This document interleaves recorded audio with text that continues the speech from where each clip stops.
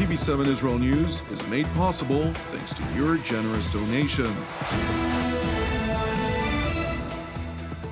Shalom, good evening. This is TV7 Israel News broadcast to you from Jerusalem. And in today's top stories, Israel and the United States are intensifying preparations for a plausible military option vis-à-vis Iran amid the latter's determination to develop its nuclear program far beyond civic application. Israel's defense establishment is holding deliberations regarding Iranian attempts to carry out attacks against Israeli targets overseas. Palestinian President Mahmoud Abbas tells CIA Director William Burns that suspension of security coordination with Israel is merely temporary. Israel and the United States are intensifying preparations for a plausible military option vis-à-vis Iran as the Islamic Republic remains determined to develop its nuclear program far beyond civic application. While Washington, under the Biden administration, remains vocally open to diplomatic channels related to Tehran's nuclear ambitions, Jerusalem officials have noted carefully that an American pledge to ensure that the Islamic Republic would not field a nuclear weapon has turned from words to deeds. The officials, who spoke on condition of anonymity, have underscored growing political leeway in reinforcing alternative solutions to the conflict with Iran, a shift that has increasingly fostered as a reaction to Iran's deepening relations with Russia and the Ayatollah regime's brutal repression of the Iranian people. Meanwhile, as U.S. Secretary of State Antony Blinken is set to conclude a two-day visit to Israel and the Palestinian Authority in Ramallah, in his meeting with Prime Minister Benjamin Netanyahu in Jerusalem yesterday, Washington's top diplomat highlighted the need for Jerusalem to take note of Tehran's deepening ties with Moscow. We agree that Iran must never be allowed to acquire a nuclear weapon. And we discussed deepening cooperation to confront and counter Iran's destabilizing activities in the region and beyond. Just as Iran has long supported terrorists that attack Israelis and others, the regime is now providing drones that Russia is using to kill innocent Ukrainian civilians. In turn, Russia is providing sophisticated weaponry to Iran. It's a two-way street. Russia's ongoing atrocities only underscore the importance of providing support for all of Ukraine's needs, humanitarian, economic, and security, as it bravely defends its people and its very right to exist, a topic that we also discussed today. Prime Minister Benjamin Netanyahu, for his part, joined in highlighting Israel's unwavering commitment to prevent Iran from acquiring nuclear weapons or the means to deliver them. Your visit comes at an important time. It's a time where many in the international community, I would say most of the international community, have seen the true face of Iran. They've seen the barbarism of this regime against its own people. They've seen how it exports aggression beyond its border and beyond the Middle East. And I think there's a common consensus that this regime must not acquire nuclear weapons. We've had very good discussions on forging a common policy, on trying to work together to thwart the danger. I can repeat again something that you've heard me say many times.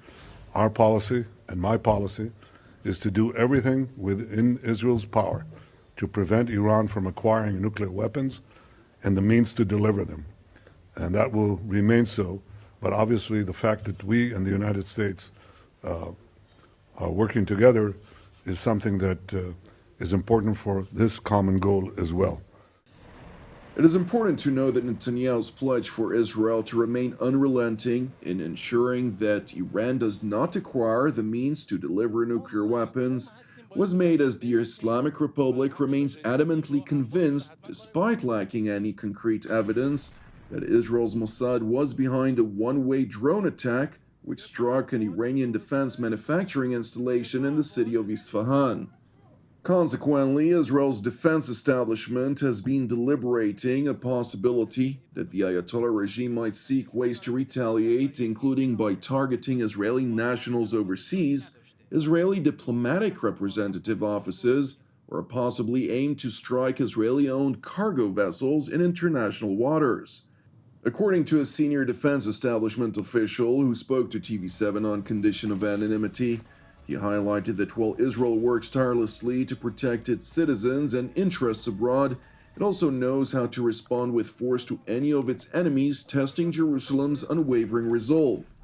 Nevertheless, it is worth noting that Iran has a long history of blatant attacks against civilian targets abroad, including in Europe and the United States, among others.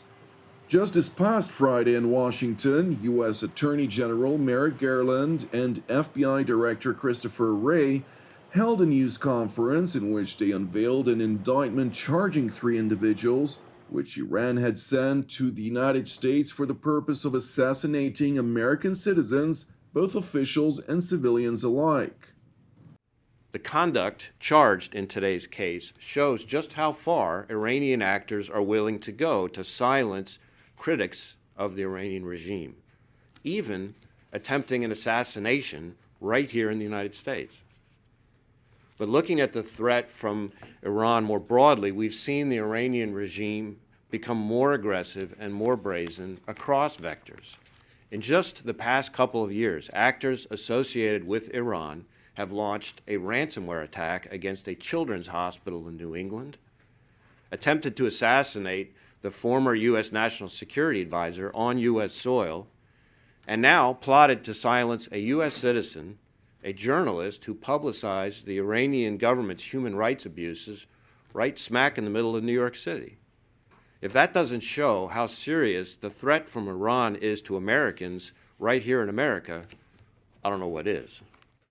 Returning to Jerusalem, where Prime Minister Netanyahu stressed to Secretary Blinken during their meeting that alongside proactive efforts to thwart threats emanating from Iran and elsewhere, Jerusalem remains keen on widening the so-called circle of peace.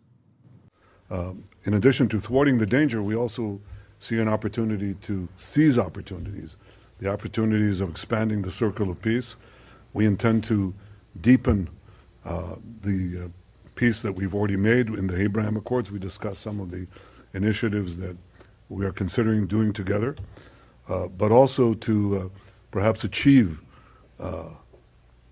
dramatic breakthroughs that I think could be both historic and enormously significant in our common efforts to bring prosperity, security, and peace to this part of the world and beyond. So with this in mind, I have to tell you that I also believe that expanding the circle of peace, working to close finally the file of the Arab-Israeli conflict, I think would also help us achieve a workable solution with our Palestinian neighbors. Secretary Blinken responded by acknowledging the importance of capitalizing on the historic Abraham Accords by making every effort to broaden the circle of peace. Nevertheless, Washington's top diplomat also underscored that efforts to seek peace with Arab nations throughout the region must not substitute for progress between Israel and the Palestinians. These efforts are not a substitute for progress between Israelis and Palestinians.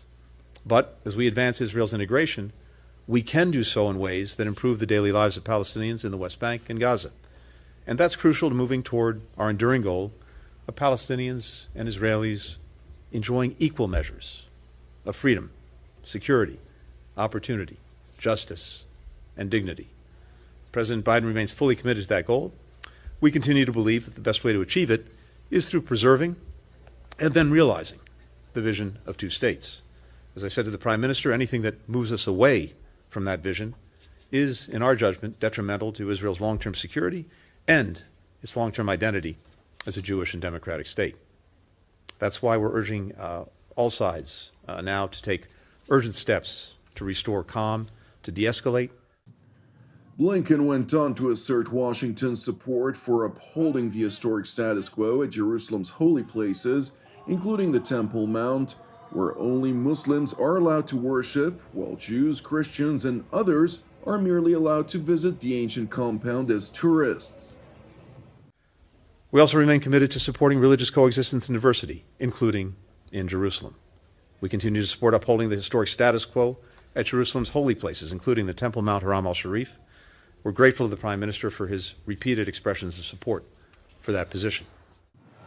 It is important to know that while visiting Israel, Secretary Blinken also seized the opportunity to highlight the imperative for the Jewish state to maintain its democratic character amid looming judicial reform. Moreover, in his meetings with respective Israeli leaders, the Biden administration's top diplomat repeatedly insinuated that any significant damage to democratic values and to the structure of the Israeli government would make it very difficult for the United States to maintain its relationship with Israel moving forward. Meanwhile, ahead of concluding his visit earlier today, State Secretary Blinken also traveled to the West Bank city of Ramallah, where he met with Palestinian President Mahmoud Abbas. It is important to know that ahead of this meeting, the Palestinian leader also held a preparatory meeting with CIA Director William Burns, during which President Abbas highlighted that the Palestinian Authority maintains its intelligence cooperation with Israel, and despite the announcement to suspend the Palestinian security coordination with Israel, it will be resumed once tensions on the Palestinian streets alleviate. Thank you for watching TV7 Israel News. If you're blessed by any of our productions, please consider making a financial contribution, which would allow us to continue our operations here in Jerusalem.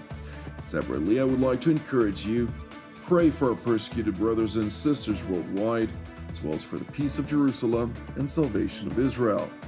I'm Jonathan Hessen wishing you an Erev Mevorach, and God willing, we'll see you again tomorrow at the same time.